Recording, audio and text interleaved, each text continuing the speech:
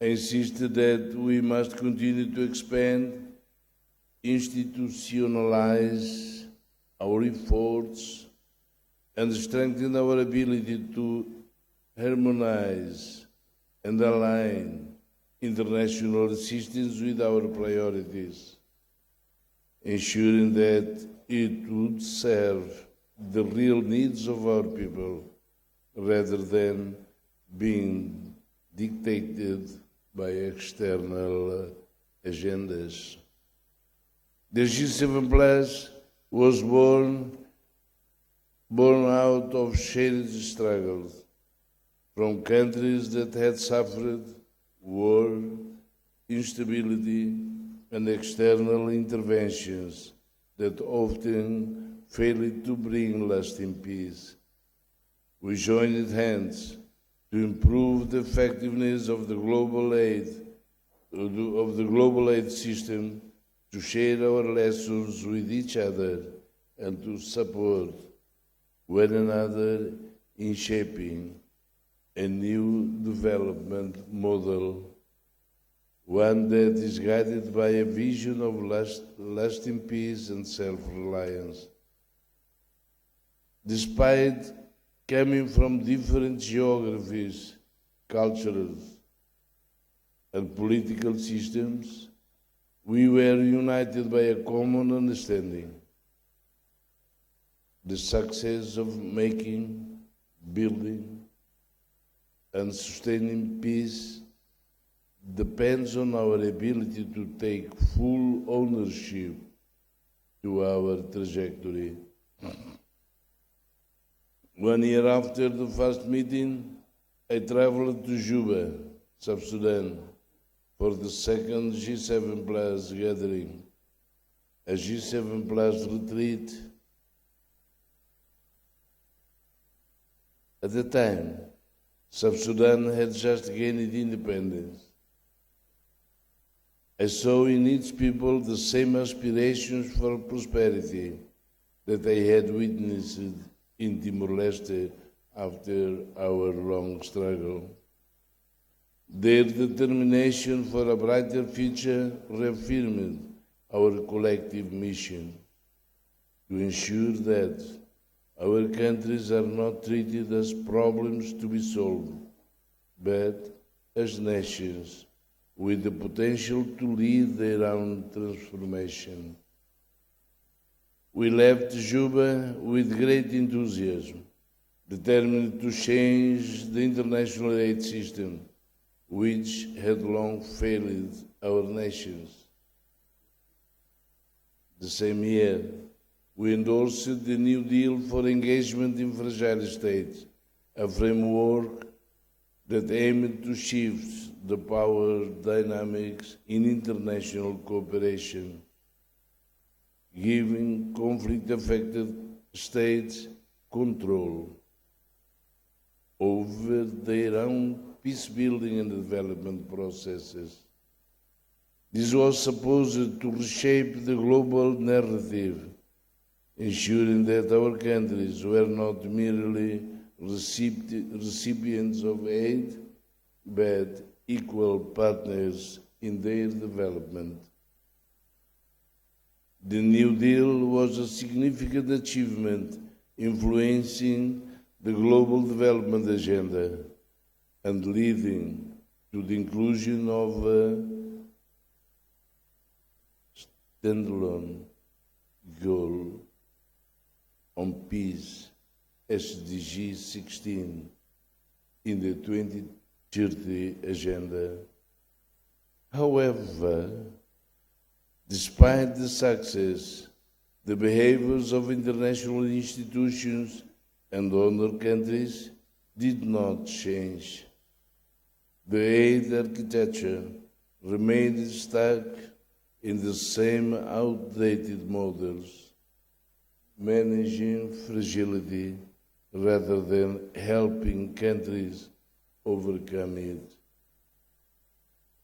As we gather 15 years later, the G7 Plus has grown into a stronger and more structured platform with a formal charter and observer status at the United Nations.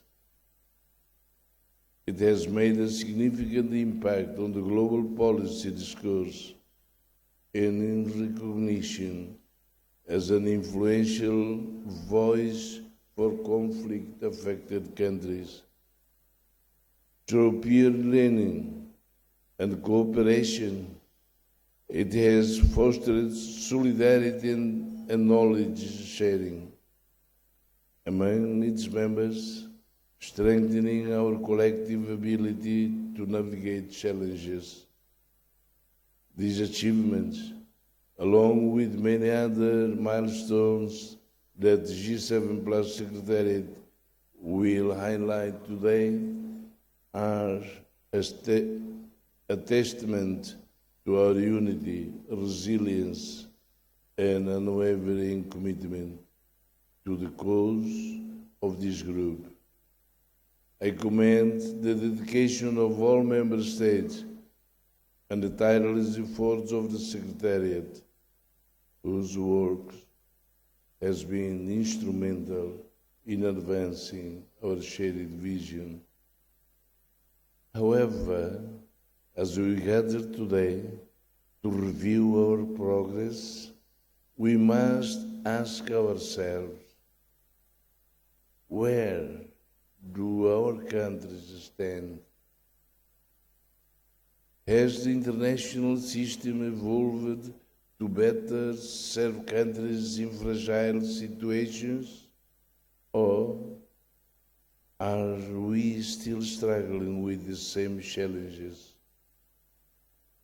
What should be the direction of our collective journey from here onward? The unfortunate reality is that while the G7 Plus has become influential, the world is in turmoil and remains turbulent. Conflicts have become more protracted and devastating. Inequality and political instability continue to fuel now new crises. The climate emergency has become a threat to the survival of humanity, worsening hunger, displacement, and resource scarcity. The very institutions that were meant to safeguard global peace have failed to meet these challenges. Instead of working towards a just and inclusive world, powerful nations continue to shape global policies based on their own strategic interests, while a good majority of countries in the global south remain sidelined. Excellencies, dear friends, ladies and gentlemen, in 2013, I undertook my second mission to South Sudan. Alongside meeting with the country's leaders, I visited the village of Malo in the state of Jonglei, where the government of Timor-Leste had provided a small grant for the construction of a primary school. Once again, I was moved by the resilience and determination of the people, their unwavering resolve for peace and stability despite the hardships they had endured. However, why always we use however? In this case, I have to. However, beneath this hope, I could sense political tensions and an unspoken fear of looming crisis. I made a heartfelt plea to South Sudan's leaders to do everything in their power to prevent conflict from taking root. from Timor-Leste, a painful experience. I knew how difficult it is to rebuild peace once a nation falls into civil war. I warned them that if conflict erupts, it would take years, perhaps decades, to restore stability, and the cost of human lives would be immense. Tragically, just a few days after my visit, South Sudan plunged into conflict, a war that would drag on for years, leaving behind hundreds of thousands of deaths, mass displacement, hunger, and deepening poverty. I attended the second ministerial retreat of the G7 Plus in Haiti in 2012, a country that has long suffered from political instability, natural disasters, and economic hardship.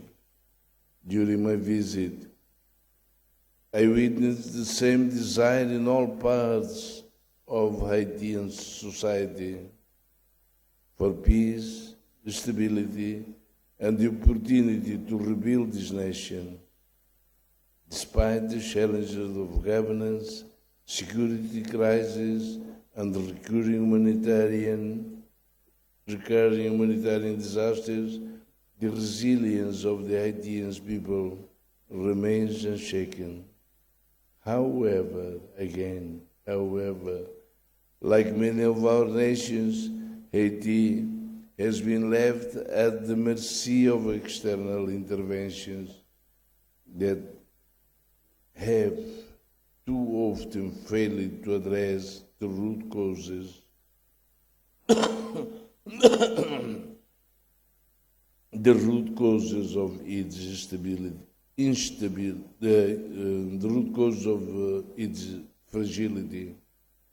I urge the leaders to take shares of their own path forward, emphasizing that national ownership and unity are the only way to break the cycle of instability. I led a mission to Guinea-Bissau in 2014, a country that the international community had abandoned, to share our experience on peace and democracy using the principles of G7+. I carried the message of peace, advocating for stability and democracy.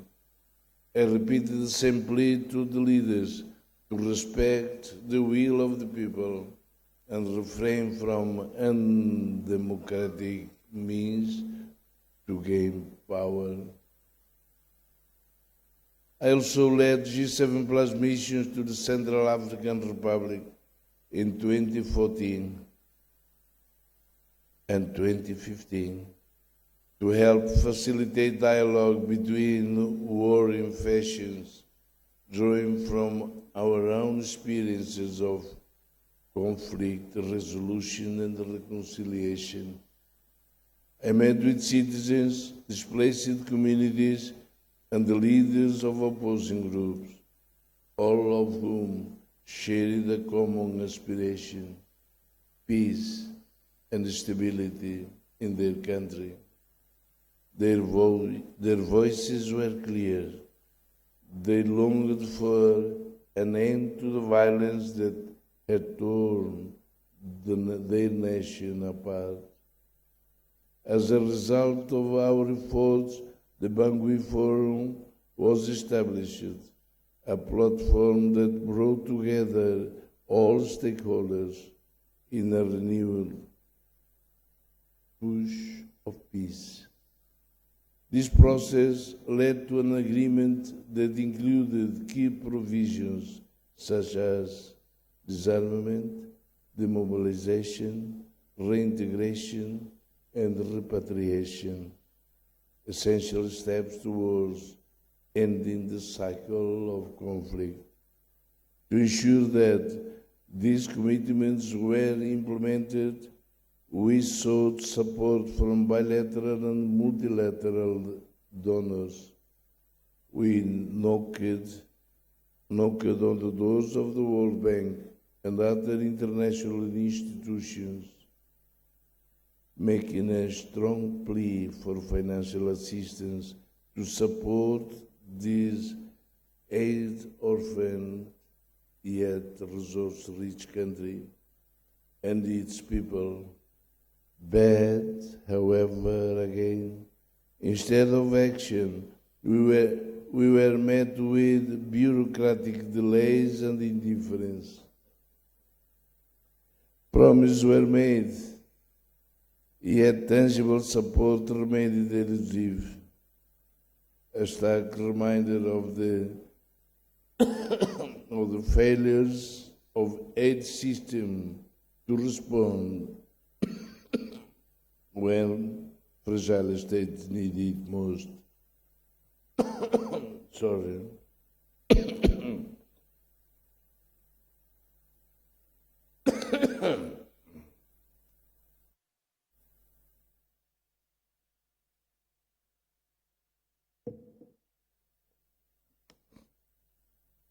Thank you. Sorry. I only can recommend you, please don't smoke.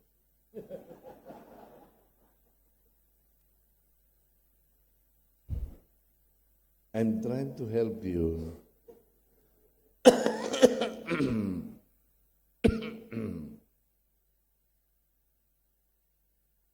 During our meeting in Kabul, Afghanistan, in 2016, I brought with me the experiences of national dialogue and reconciliation.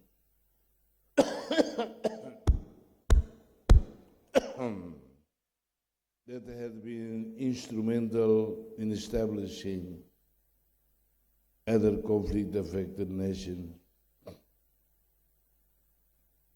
In 2016, at the G7 Plus ministerial meeting, I shared these lessons with Afghanistan's leaders, emphasizing that reconciliation and inclusive dialogue were the only path to sustainable peace. Following the ministerial meeting, I held bilateral discussions with Afghan government officials, urging them to initiate a genuine national dialogue, one that included all factions and voices within Afghan society. We strongly advocated for an intra-Afghan dialogue, a process that would allow the country to take charge of its own peace efforts rather than relying on externally driving solutions. We also called on international community to support this effort, warning that without a locally owned reconciliation process, Afghanistan's future would remain uncertain. But our appeals fell on deaf ears. The international community remained firm in its own approach, unwilling to recognize that externally imposed solutions would not bring lasting peace. Instead of listening to the voices of the Afghan people who had suffered decades of war, instability and foreign interventions, global powers pursued their own interests, treating Afghanistan as a pawn in geopolitical games rather than a nation with the right to determine its own destiny. After 20 years of so-called war on terrorism, Afghanistan was ultimately left to its own fate. The same international actors that had justified intervention in the name of stability walked away, leaving behind uncertainty, suffering, and an unfinished struggle for peace. It was a painful reminder that when peace is dictated by external forces rather than shaped by the will of the people, it is destined to be short-lived. I visited the Democratic Republic of Congo, DRC, and was deeply struck by both the resilience of its people and the immense untapped potential of the nation. This is a country rich in natural resources, a country that, if given the opportunity, could fuel the development of an entire region.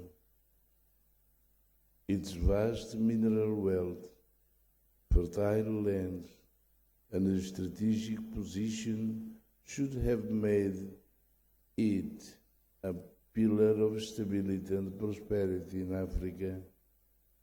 Yet, instead of prosperity, the DRC has been plagued by conflict and exploitation. It is heartbreaking to see how this great nation has become a victim of global greed, where multinational corporations, external powers, and vested interests drive on the instability. Instead of fostering development, they extract wealth from the land while leaving destruction in their wake. Today, the eastern region of the DRC remains engulfed in violence, a conflict not just rooted in internal issues, but fueled by external actors and regional rivalries. The suffering of its people is not an accident. It is a consequence of deliberate exploitation and neglect by the international community. While world leaders issue statements of condemnation, their words carry no action, no real commitment to ending the suffering of innocent people. The DRC, like so many of our nations, remains a stark example of how fragile states are left to stand for themselves while global powers prioritize their own interests over peace and stability. This is the bitter reality we must confront, and it is why Digital 7 Plus must continue to fight for a world where our countries are not longer pawns in the games of the powerful, but architects of their own future. I have closely followed the path of the other G7 Plus member countries, witnessing both progress and ongoing struggles. I am pleased to see Somalia making strides towards self-reliance, gradually breaking free from the cycle of international dependency. the resilience of its people, and the determination of its leaderships to reclaim sovereignty over the development and security are commendable. At the same time, I remain deeply concerned about Yemen, a nation caught in the crossfire of hegemonic rivalries. What was once a land of great history and culture has become a battlefield for external interest, with its people bearing the brunt of war, hunger, and displacement. Yemen's suffering is a clear reminder of how conflict-affected countries too often become arenas for geopolitical contests rather than recipients of genuine support for peace and stability. How many more of our countries must suffer before the world listens? How many more? We must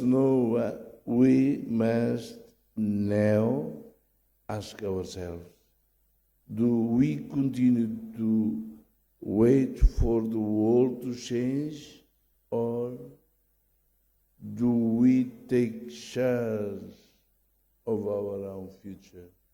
This is the real question. It is time to accept the painful truth. The global system led by powerful nations has failed us time and time again. But as leaders, we must also recognize our own responsibility and get our acts together.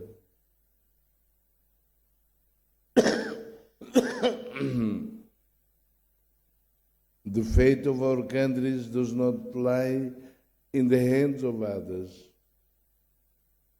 It lies in our own hands. We must remember to serve our people with patience, dedication, and humility.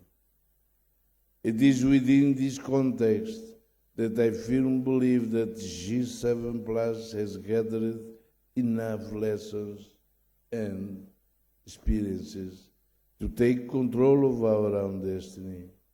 We can no longer afford to wait for external solutions that often fail to address our realities. Our greatest strength lies in the solidarity among our member states, a unity built on shared struggles, resilience, and the collective aspiration for peace and stability. Therefore, I would like to propose 3 key action points as our collective roadmap to transcend rhetoric and create a real lasting impact on the lives of our people. First, decades of conflict and war have left deep social, political, and societal divisions in our countries. These divides are not just a remnant of the past, they are the very cracks through which proxy wars seep in, turning our nations into battlegrounds for external interest. Unhealed wounds become the breeding ground for recurring conflicts, ensuring that the cycle of violence continues across generations. Unless we address these divisions and work towards genuine reconciliation will remain fragile and instability will persist. I therefore urge that we collectively step up our efforts to promote national dialogue and reconciliation as the only sustainable path to resolving conflicts. Healing must take precedence over politics. We, as members of the G7+, have the moral authority and the first-hand experience to champion reconciliation, not as a foreign imposed agenda, but as an essential process led by those who have lived through war and understand its consequences. We have the power to do this because our actions are driven by solidarity, not political or economic self-interest. We are not here to dictate solutions, but to stand with one another as partners in peace. I call upon the United Nations to recognize and support this mission. Together, let us propose to the UN Secretary General to appoint a special envoy for the G7+, an envoy who can work alongside us to advance reconciliation, to mediate conflicts, and help end wars where they persist. This is not just a proposal, it is an urgent necessity to avoid being felt behind. If the world truly desires peace, then it must invest in dialogue and reconciliation rather than conflict management and containment. Let us take the lead in making this happen. Second, despite being labeled as fragile, our countries hold immense wisdom and experience that can inspire meaningful reforms in state building. Our struggles have made us experts in overcoming adversity, and the lessons we have learned are invaluable. I am pleased that the G7+ has taken this initiative to bring together practitioners from the member states to design a framework for peer learning. This framework, which was discussed in Abu Dhabi and will be discussed as part of this meeting's agenda, has the potential to become our blueprint for shaping policies, strengthening institutions, and guiding our advocacy work on the global stage. Instead of relying solely on external models that do not reflect our realities, we can use our collective knowledge to propose solutions that work for us.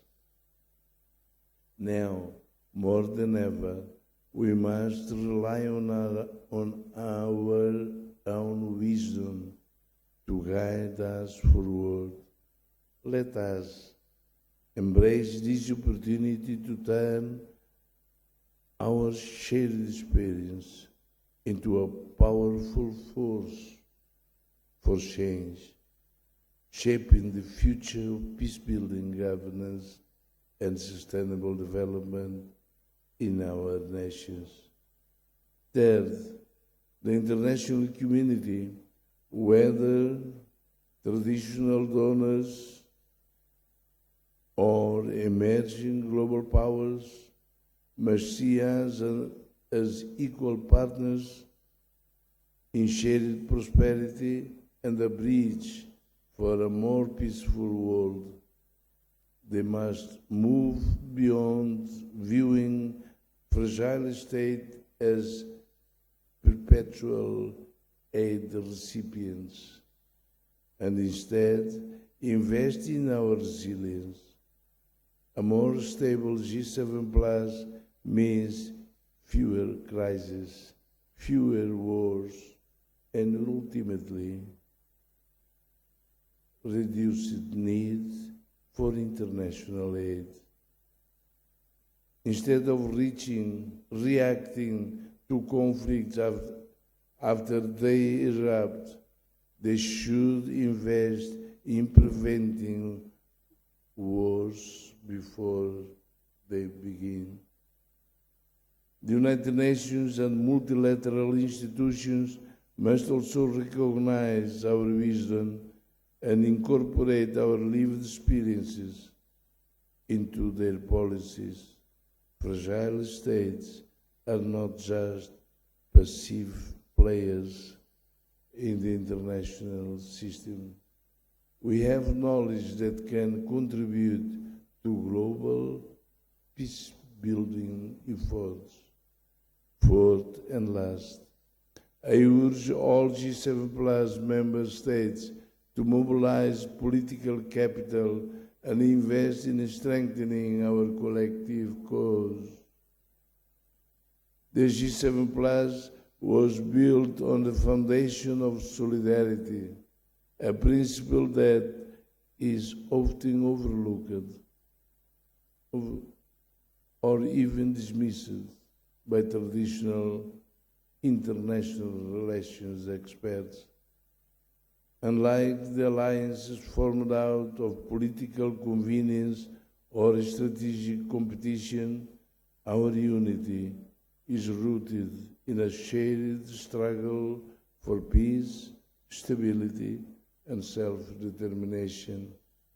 We have the potential to safeguard peace in our countries, to resist external interference, and to prevent our nation from once again becoming the battlegrounds of hegemonic rivalries. The world is increasingly divided into competing blocs, but rather than being drawn into these power struggles, we have the opportunity to form something different, a bloc for peace. We have already demonstrated that solidarity can transcend geography, politics, and history, from Africa to the Pacific, from the Middle East to Asia and Caribbean. The G7 Plus has united countries from diverse backgrounds under a single vision, that fragility is not a fate, but a challenge that can be overcome. If we strengthen our unity, we can reshape the global conversation on peace building, where others from blocs for war,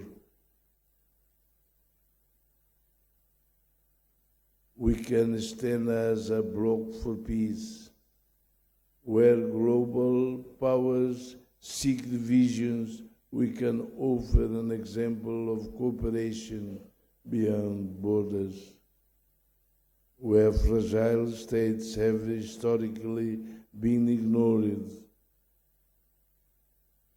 or used for strategic gain, we can claim our rightful place as equal partners in shaping a just and peaceful world. Let us seize this moment, not just for ourselves, but for the generations to come. The G7 Plus can be a beacon of hope in a world increasingly defined by division. But to achieve this, we must commit, invest, and act together. Excellencies, ladies and gentlemen, this world is becoming increasingly fragmented, with global divisions deepening and conflicts among the powerful reshaping the geopolitical landscape. As history has shown us, when great powers clash, it is the most vulnerable who suffer the most. Once again,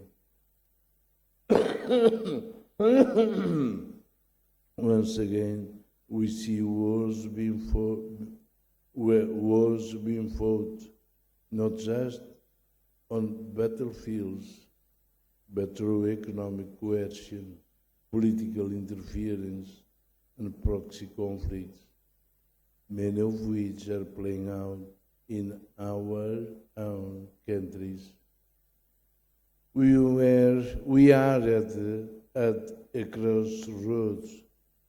We can either stand as passive observers, left at the mercy of global forces beyond our control, or we can rise together, united and determined, to safeguard our nations from the scars of war and poverty. The choice is ours. We have in our hands the G7+, a platform built on solidarity, resilience, and the unwavering belief that peace is possible. I truly hope that these meetings and the discussions we hold over the next 2 days will result in a clear and decisive path forward, one that leads our nations toward lasting peace, stability, and self-reliance. I wish you all the very best in your endeavors. Let us make history together. Thank you. Thank you very much, Your Excellency, Prime Minister of Democratic Republic of Timor-Leste and eminent person of G7+, Mambod Karala Shanana Guzmão.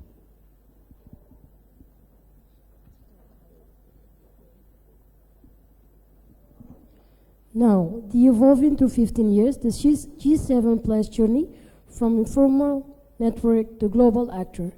Presentation by Dr. Helder da Costa, General Secretary of G7+.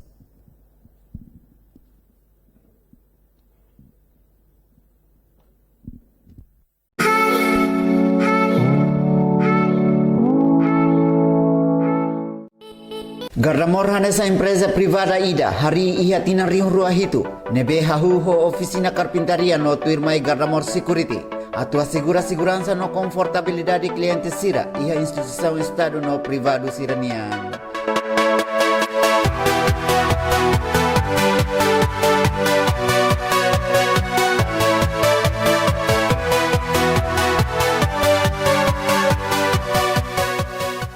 Departamento Internet, Gardamor Internet Service Provider, ka Gardamor ISP, ho di fornece internet nebe ho qualidade no foli nebe competitivo.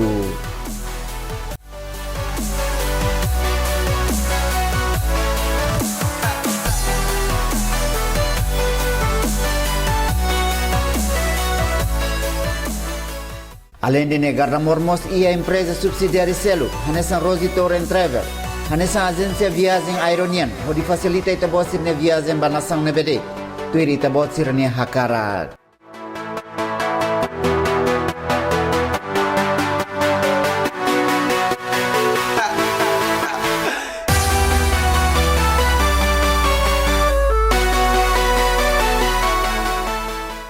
Rosi construção nebe halo serviço iha área construção nian. Rosi Fuel nebe oferece combustível de qualidade para público.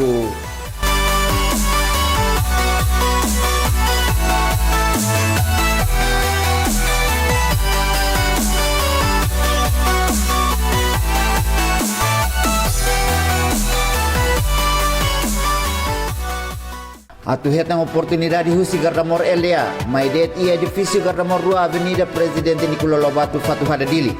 Ka kontaktu direta número telemóvel 755 Ida Sia. Gardamor garante for solução ba emahotu.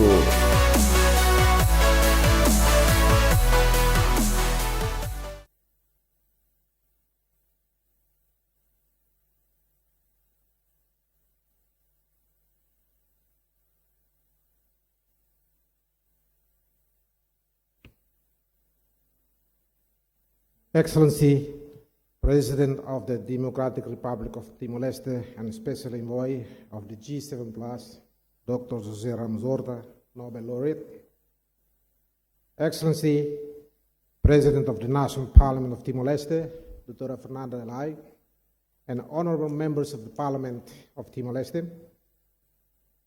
Excellency, Prime Minister of the Democratic Republic of Timor-Leste, and eminent person of G7+, Shnana Guzmão, Excellencies, members of the government of Timor-Leste, Excellency Deputy Prime Minister for Social Affairs, Engineer Mariano Sanami Sabino, Excellency Madam Chair of G7+, Minister of Planning and Economic Development of Sierra Leone, Excellency Minister of Foreign Affairs and Cooperation, Mr. Bendito Freitas, my co-host of this meeting, Excellencies, Ministers of G7+ member states and delegates, Her Excellency Ms. Elizabeth Spear, Assistant Secretary General for Peace Building Support Office of the United Nations, thank you for being with us today. Excellencies, members of Diplomatic Corps, head of UN agencies, development partners, civil society organizations, academia, private sector,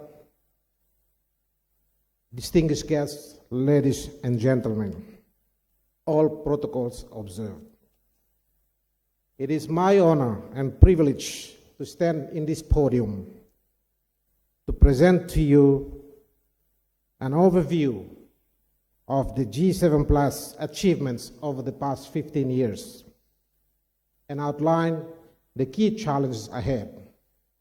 We have heard from our four leaders in this table,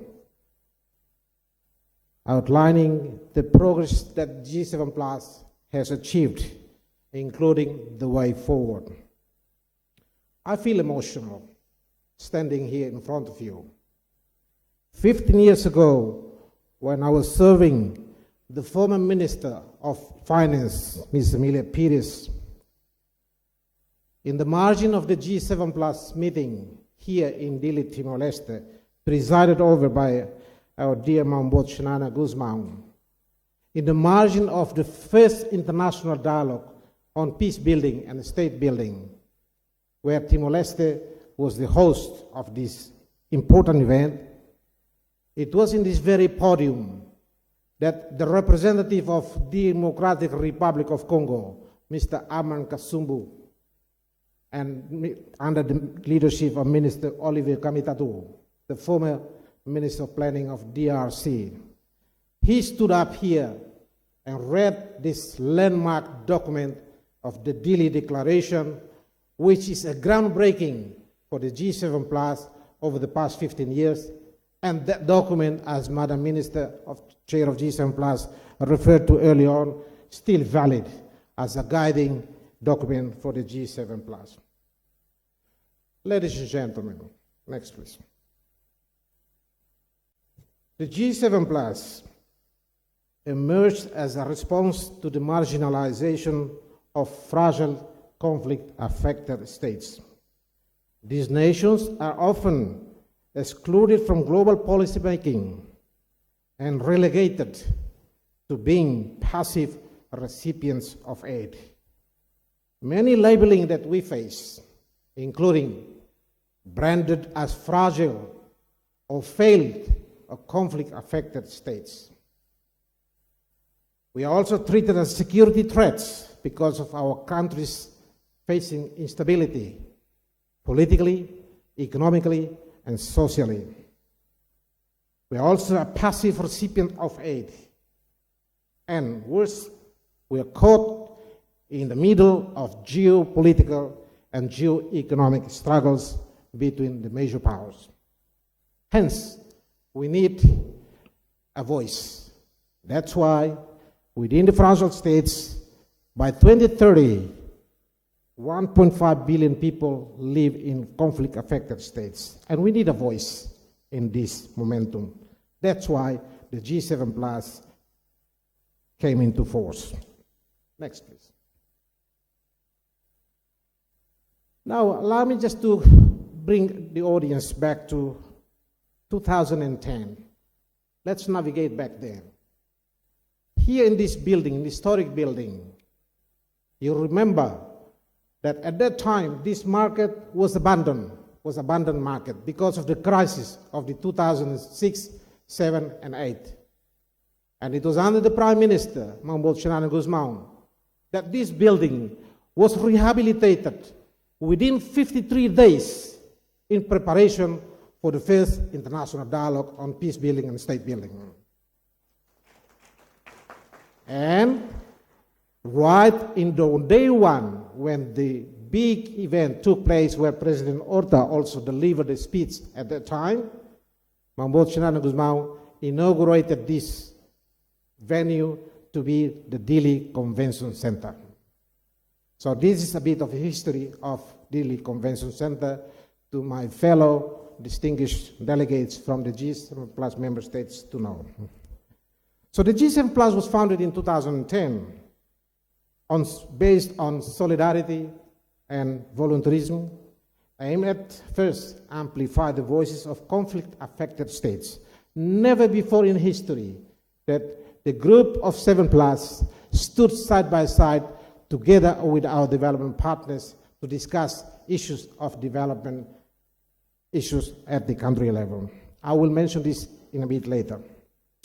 Second was to advocate for a new development paradigm that puts peace first, and it is nationally owned and led. That's why we call it country-owned and country-led system.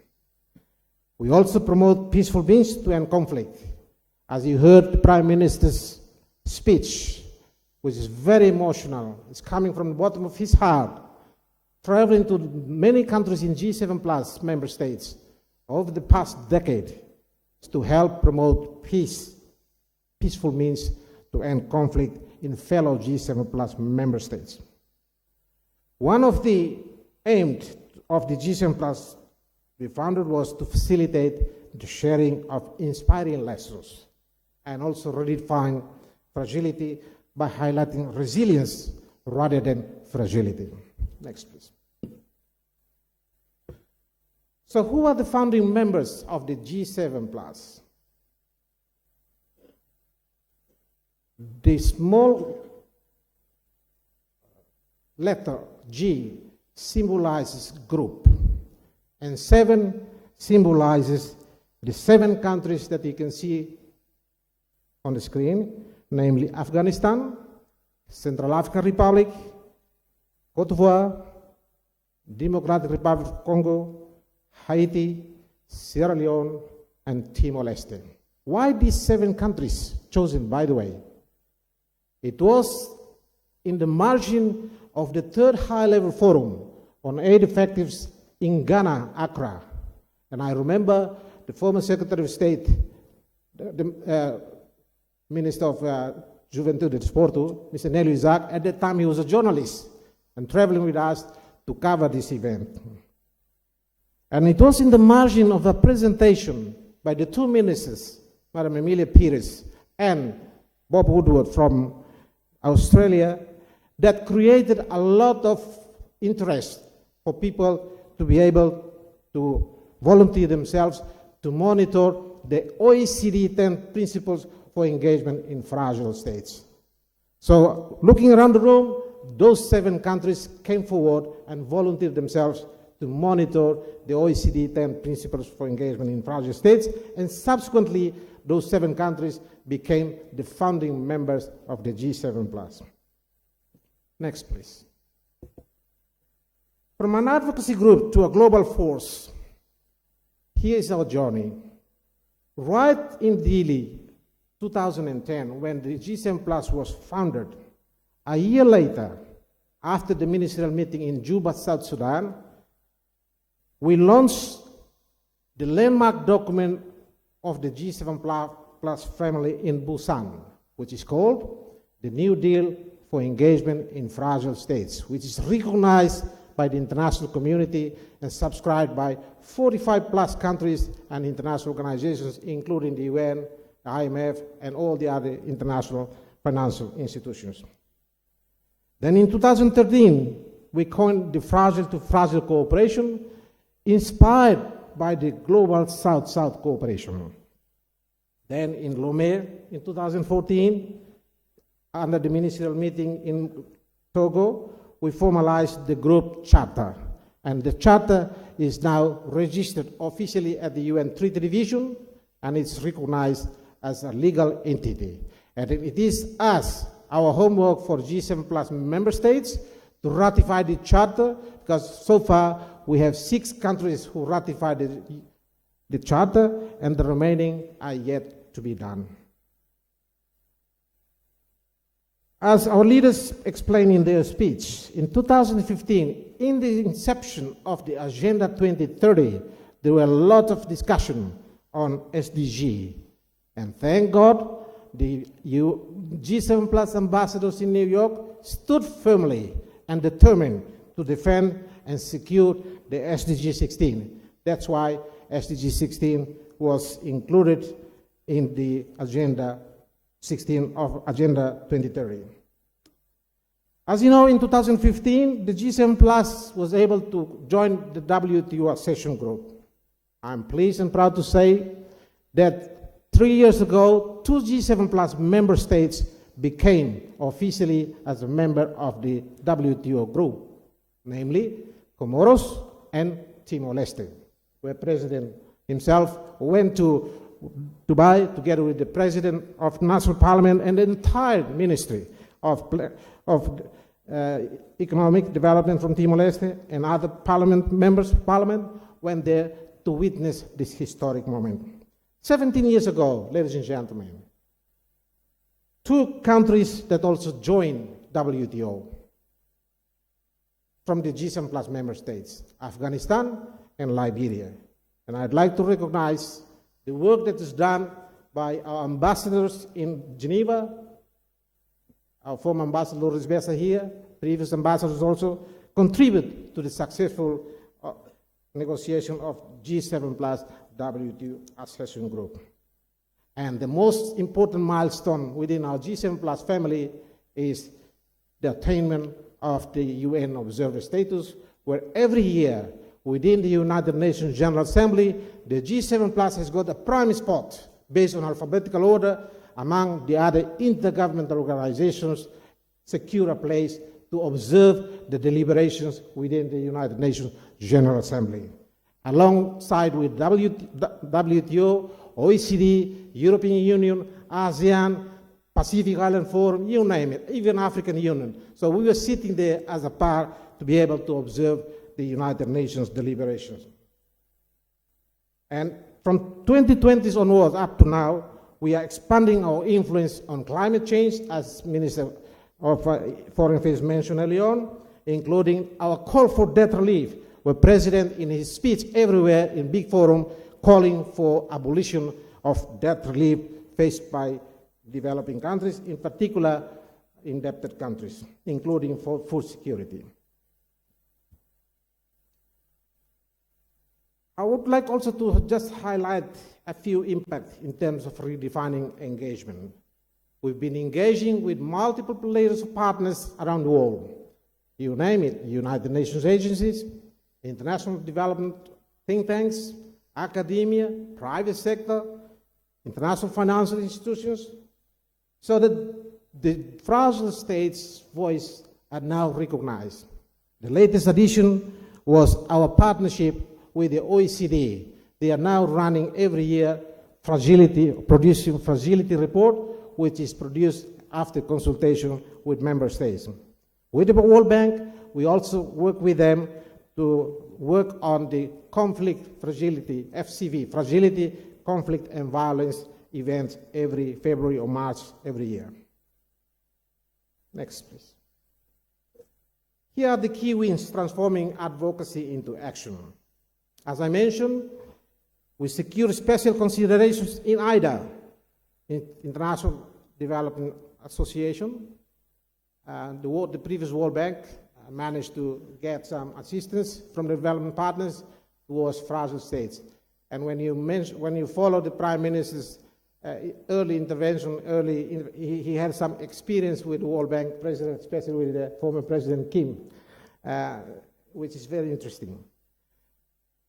The other gain that G7 Plus as a group faced was gain of voice at UNGA, Munich Security Conference, another platform that G7 Plus also is now gaining traction, WTO and other key global forums. And the next win was institutionalized fragile to fragile cooperation. I'm proud and pleased to share with the audience today that this F2F is now officially recognized by the big G7 industrialized countries in the meeting in Biarritz in France in 2019 as a framework for cooperation within the G7 Plus members. And also it's an influenced global policy frameworks, as I mentioned early on, with WTO, OECD, the World Bank, and other international think tanks.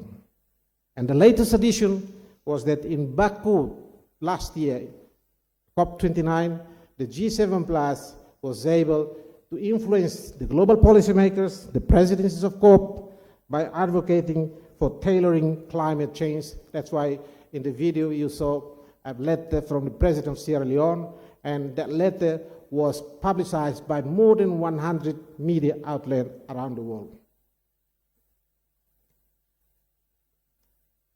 Just a couple of examples of F2F cooperation, which we call a new model of solidarity.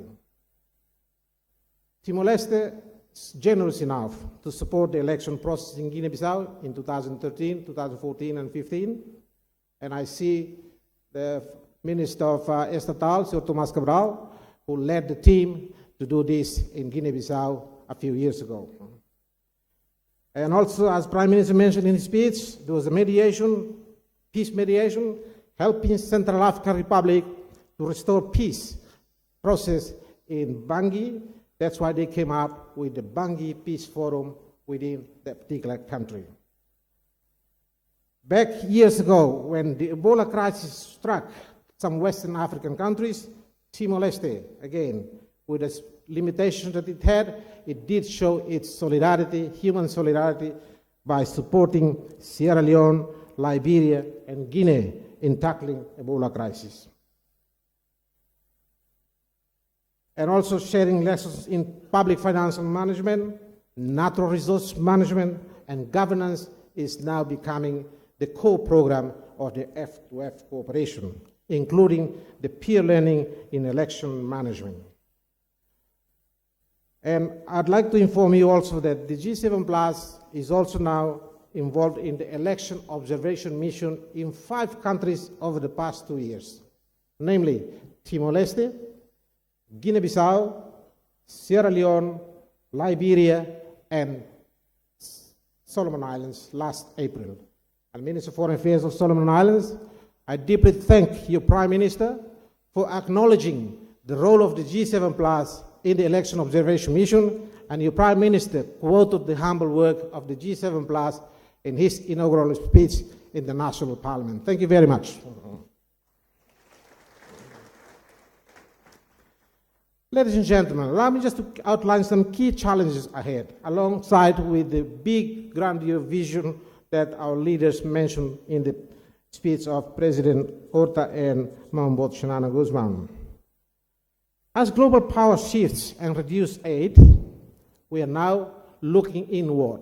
What can we do to help each other rather than counting? As you can see, the US cuts aid everywhere. Even the UN also is suffering the pressure on this. And declining multilateralism, everyone is questioning about this. Now, what can we do? Global crisis with disproportionate impact on fragile and conflict-affected states. Rising crises and proxy wars in member states, for example, in DRC, in Yemen, in Afghanistan, which is already an ongoing, and also now in Haiti and elsewhere. And the last one is financial constraints that hinder the G7 plus operations, with Timor-Leste sole bearing the cost. This is something that we will be discussing in a closed-door meeting of our ministerial meeting tomorrow. Ladies and gentlemen, the way forward.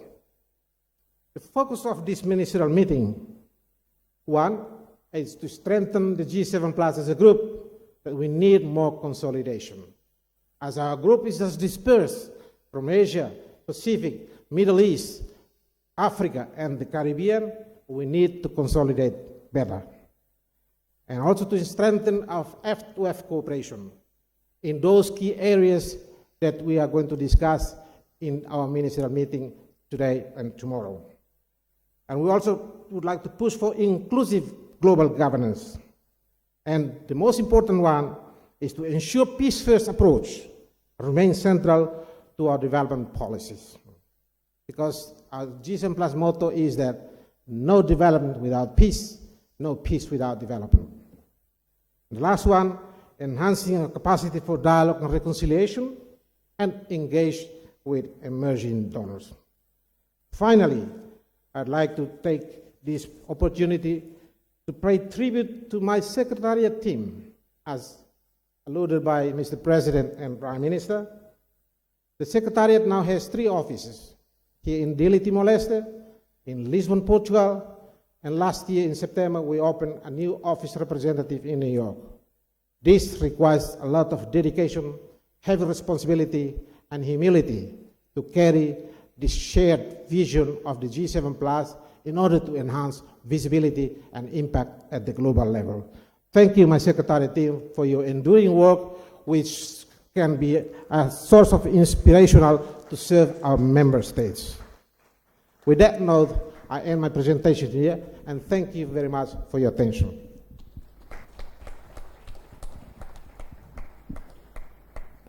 Thank you so much, the General Secretary of G7 Plus, Dr. Helder da Costa.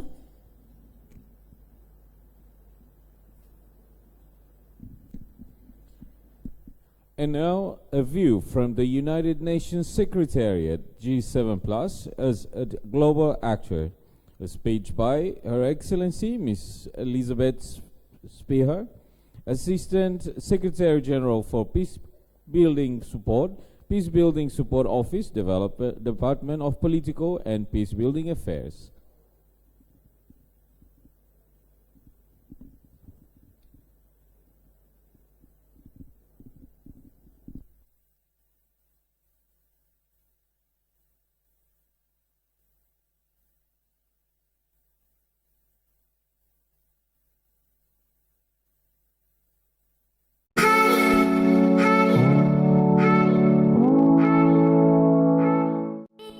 Gardamor hanesa empresa privada ida hari iha tinariho rua hitu nebe hahu ho oficina carpintaria no tuirmai Gardamor Security atu assegura segurança no confortabilidade cliente sira iha instituição estado no privado siranian.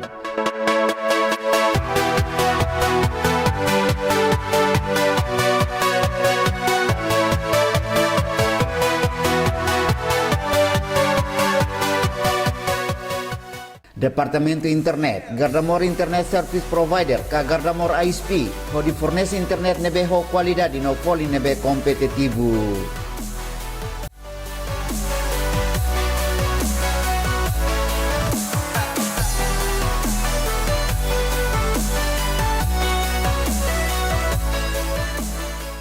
Além de Gardamor mos ia empresa subsidiária selo, Hanesan Rosi Tour and Travel, Hanesan agência viagem Ironian, ho di facilita itabot sirne viagem banasang nebede, tuiri itabot sirne hakarak.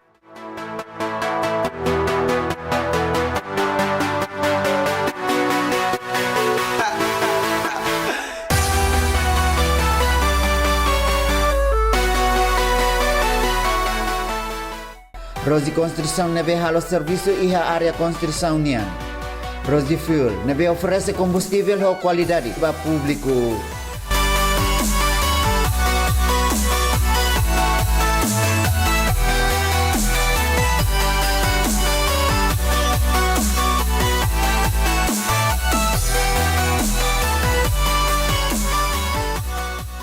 Atuhet ang oportunidade husi Gardamor LA, maidet ia edifício Gardamor Rua Avenida Presidente Nicolau Lobato Fatuhada Dili. Ka kontaktu direto número telemóvel 755 Ida Sia. Gardamor garante por solução ba emahotu.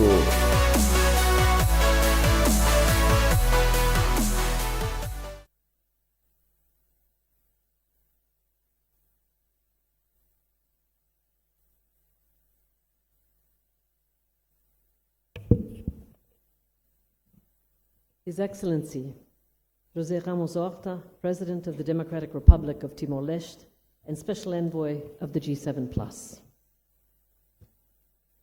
His Excellency, Kai Rala Sanana Guzmão, Prime Minister of the Democratic Republic of Timor-Leste and eminent person of G7+. His Excellency, Bendito dos Santos Freitas, Minister of Foreign Affairs and Cooperation, Timor-Leste. Her Excellency, Kenya Barley, Minister of Planning and Economic Development of Sierra Leone and Chair of G7+. Dr. Elder da Costa, General Secretary of G7+. Excellencies, Ministers, Delegates, all protocols observed. First of all, my deep gratitude to our hosts, the government and people of Timor-Leste, for their warm welcome and hospitality. Muito obrigado. It's a privilege to address this ministerial meeting, the 6th ministerial meeting of the G7+, as you commemorate 15 years of progress under the banner of unity, shaping the future of peace and resilience in G7+ countries. I'm particularly honored to provide a further view from the UN Secretariat perspective on the G7+ as a global actor, following the excellent presentations of this morning and the most recent expose by Dr. Elder da Costa, General Secretary of G7+, and of course building on the remarks of my leader, Secretary General Antonio Guterres. Allow me to begin by congratulating the G7+ on this occasion and commending the G7 Secretariat and member states for their steadfast commitment to advancing peace, resilience, and development. The United Nations recognizes the critical role that the G7 plays in amplifying the voices of fragile states, advocating for peace-first approaches, and fostering solidarity among nations facing common challenges. This year's milestone offers an opportunity to reflect on the transformative journey of the G7+, and for this body and its members to chart a course for the future. As we've just heard from Secretary General Guterres, as we work to tackle global challenges for a better tomorrow, the voices of the G7+ will be vital. The establishment of the G7+ in Dili in 2010 was a pivotal moment for global development discourse. Born out of solidarity and volunteerism, the G7+ emerged as a response to the marginalization of fragile and conflict-affected states. As we were just reminded by Dr. Elder da Costa, these nations were often excluded from global policymaking and relegated to being passive recipients of aid.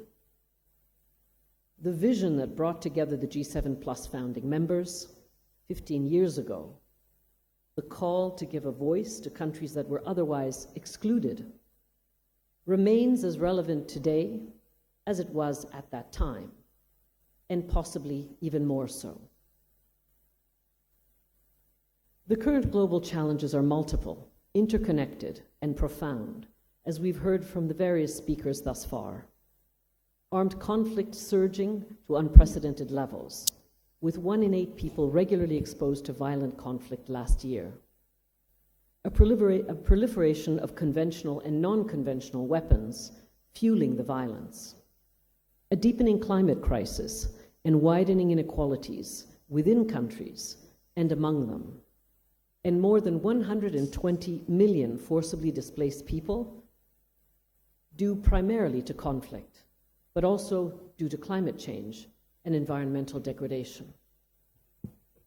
Progress on most sustainable development goals is either moving too slow or has regressed below the 2015 baseline. And as you know all too well, the countries affected by fragility and conflict are accounting for a growing share of global poverty, with some estimates predicting that 72% of the world's extreme poor will be in fragile states by 2030. In the UN Secretary General's policy brief, A New Agenda for Peace, which came out in July 2023, he already sounded the alarm on many of these issues. He particularly lamented the weakening solidarity among nation states, a cornerstone of G7+ advocacy and action. He warned of the growing trust deficit among nations and within countries themselves, including between citizens and their governments, making all of us less safe. He advocated for an embrace of the rule of law and adherence to international law, and promoted the indispensable principles of trust, solidarity, and universality. This speaks very much to the G7+. Since the issuance of a new agenda for peace in 2023, as we've heard from various speakers already, geopolitical divisions and competition, as well as increased transactional approaches to foreign assistance, have only deepened.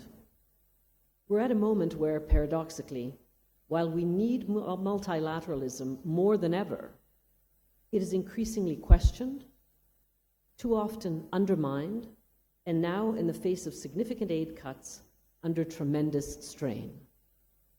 But as we know, these global problems and threats cannot be successfully tackled by any single country alone. This is why this ministerial meeting is so timely, and why the role of the G7+ is so critical. Over the past decade and a half, the G7+ has evolved from an advocacy group into a formidable global actor. Its achievements are numerous, as clearly spelled out by the General Secretary.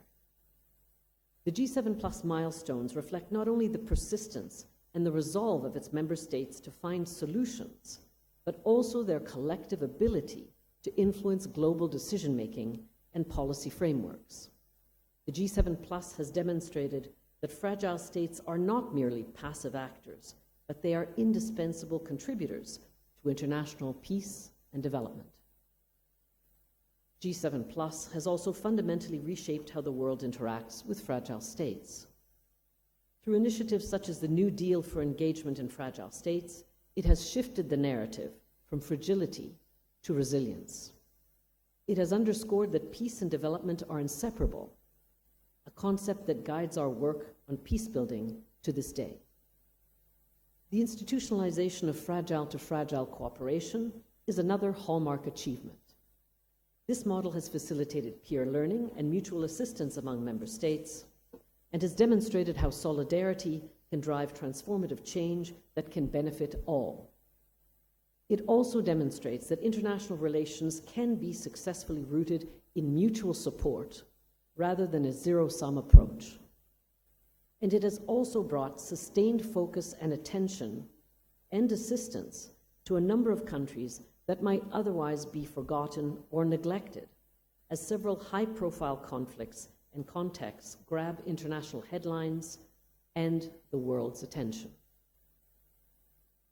I would note, as an example, the G7+'s considerable engagement in the Central African Republic, which I just visited several weeks ago.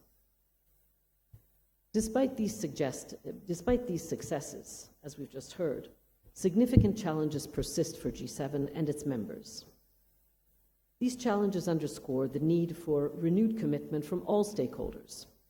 The voice, advocacy, and active involvement of fragile states, which are disproportionately affected by worldwide crises, cannot be diminished in global efforts to address pressing issues such as peace, development, and climate. Excellencies, As we look ahead, it's imperative to build on the achievements of the past 15 years while addressing current and emerging challenges. Allow me to focus on 5 areas where we can work together as global actors, also building on those just identified by General Secretary Elder da Costa. First, focusing on the implementation of key political commitments. As Dr. da Costa and the UN Secretary General underscored, G7 Plus was instrumental in achieving SDG 16 in 2015. G7 member states also contributed significantly to last year's Pact for the Future, which has become the blueprint for advancing our global goals and for building a more effective and networked multilateralism. The continued advocacy and active involvement of G7 plus countries within the UN framework and beyond it will be critical to move these issues forward to greater implementation.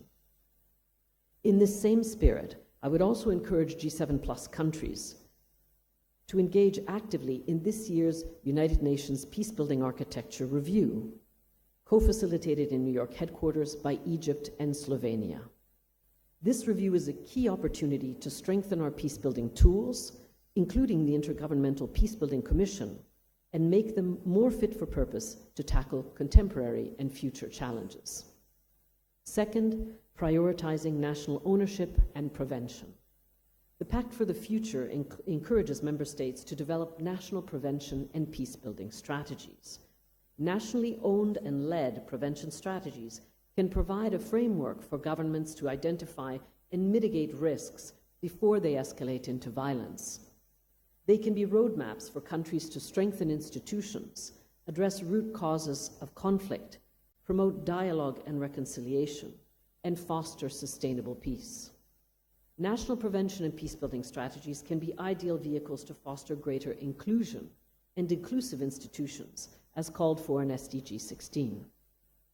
In that respect, this year is also a year to leverage the 10th anniversary of the Youth Peace and Security Agenda and the Women Peace and Security Agenda, which is marking its 25th anniversary, both agendas established by member states. This is critical, as the meaningful participation of both women and youth is indispensable for fostering peace and furthering development. The General Secretary spoke a few minutes ago of 1.5 billion people who need a voice. Indeed, the majority of those people are young people, and at least half of them are women. They certainly need to be at the decision table, and they certainly need a voice. G7 Plus could encourage the membership to consider the crafting and implementation of inclusive prevention and peacebuilding strategies and to present them at the UN Peacebuilding Commission, which offers a platform for peacebuilding accompaniment, sharing of best practices, and resource mobilization. Third, tackling the issue of development and peace financing. Global military spending has reached an all-time high of $2.4 trillion annually, dwarfing the resources available for development and representing more than 1,200 times the $2 billion allocated to peacebuilding worldwide, according to the OECD. As the Secretary General pointed out, this year's Financing for Development Conference is an opportunity for fragile states to push for action on addressing serious financial gaps and debt issues. Beyond this advocacy, it's important to keep reminding the international community that investing in prevention and addressing the root causes of conflict are cost-effective and wise investments. As global actors in peacebuilding, we can work together to demonstrate results and impact, including through collaboration via the UN's recently established Peacebuilding Impact Hub. Fourth, strengthening fragile-to-fragile and South-South and triangular cooperation. There are clear synergies between the G7 Plus and its fragile-to-fragile cooperation and the work of the UN on South-South and triangular cooperation. Within the UN, the Peacebuilding Commission is uniquely positioned to serve as a platform for South-South and triangular cooperation in peacebuilding, and further collaboration between the G7 Plus and the PBC leadership, with Germany currently as chair, could help to advance such cooperation as a tool for peacebuilding and resilience. in fragile and conflict-affected countries. By leveraging the PBC's broad convening power and advisory role, on the one hand, and the G7 Plus's expertise in fragile-to-fragile cooperation and its emphasis on solidarity among conflict-affected states, this partnership could further facilitate peer learning, mobilize resources, and help to reshape global peacebuilding priorities. Fifth, enhancing partnerships for peacebuilding. In order to advance our mutual goals, diverse and complementary partnerships are indispensable. Governments, civil society organizations, international and regional organizations, and community leaders all have roles to play in fostering reconciliation, addressing the root causes of conflict, and building inclusive, prosperous, and peaceful societies. As does the G7 Plus, my office, the Peacebuilding Support Office, closely engages with international financial institutions, which a new agenda for peace describes as agents for peace. We are striving to foster greater complementarity and synergies between UN support in fragile and conflict-affected contexts and that of the banks, based on nationally owned strategies. This is an area of endeavor that could benefit from greater dialogue and exchange between us.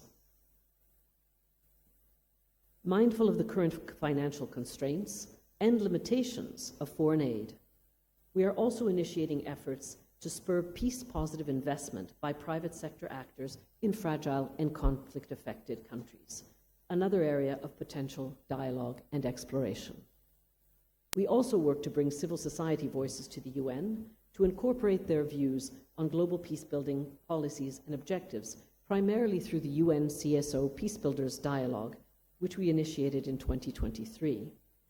We would welcome participants from your own vibrant civil societies in future such events, including the next dialogue scheduled for late 2025.